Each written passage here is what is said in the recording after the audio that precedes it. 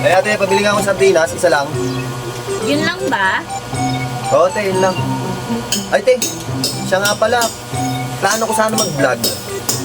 Kaso, wala akong partner, baka pwede ka. Ha? Bakit ako? Di ba pwede yung asawa mo? Hindi marunong umarte yun, te. Ikaw na lang, te. Wala ka naman din ginagawa. Eh kung sakaling ako, ano naman ang content natin? Kunwari, te, magkumpari tayo. Tapos yung asawa mo, nasa abroad.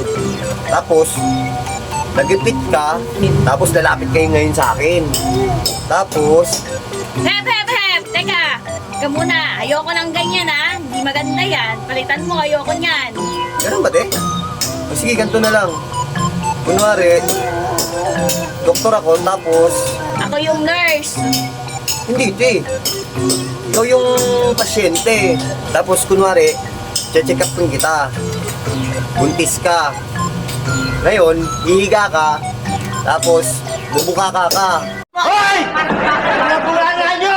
Ay nako! Tinitigilan mo nga ako. Pansin ko parang gusto mong bulat na rin pagkatao ko ah. Paano masabi? Umalis ka na nga. Hindi naman, te. Para content lang naman yun. Ay nako, ayoko niyan. Tinitigilan mo ako, umalis ka na. Sigurado ka, te? Sayang naman. Ayoko nga, umalis ka na. Bastos mo.